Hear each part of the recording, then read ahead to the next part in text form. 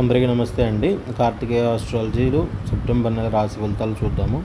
అందులో ముఖ్యంగా ఫస్ట్ మేషరాశి సంబంధించి చూద్దామండి.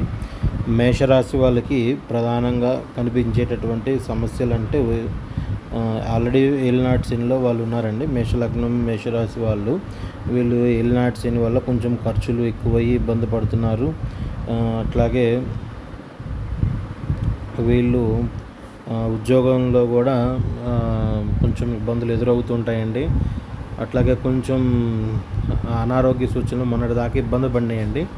సెప్టెంబర్లో కొంచెం 15వ తారీఖు తర్వాత వీళ్ళకి కొంచెం వెసులుబాటు కనబడుతుంది. 15వ తారీఖు తర్వాత వీళ్ళు జాగ్రత్తగా ఉండాల్సింది ఎదుటి వ్యక్తితో మాట్లాడేటప్పుడు చాలా జాగ్రత్తగా ఉండాలండి. అంతా కూడా యుద్ధ వాతావరణంలో ఉంటుంది. అపోజిషన్ అంటే మనం చేసే తోటి ఉద్యోగులతో కానీ మన భార్యతో కానీ భర్తతో కానీ మాట్లాడేటప్పుడు చాలా జాగ్రత్తగా ఉండాలి. లేనిపోని విభేదాలకు కారణమవుతుంది 15వ తారీఖు తర్వాత. ముఖ్యమైనటువంటి సూచన మేషరాశి వాళ్ళకి.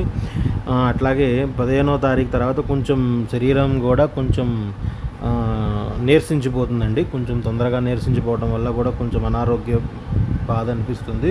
ప్రధానమైన సమస్యలు అయితే వీళ్ళు ఉద్యోగంలో ఇబ్బందులు పడటం, రేపు 15వ తారీఖు తర్వాత ఎదుటి వ్యక్తితో మాట్లాడేటప్పుడు చాలా జాగ్రత్తగా మాట్లాడడం అనేది ముఖ్యమైనటువంటి సూచన. ముఖ్యంగా ఈ నెల మొదటి మాసంలో 9, 10, 11 టైంలో ఇంటికి సంబంధించిన విషయాల్లో కానీ తల్లికి సంబంధించిన విషయాల్లో కానీ కొంచెం మానసిక చికాకులు ఉంటాయండి. ఆందోళన చెందుతారు.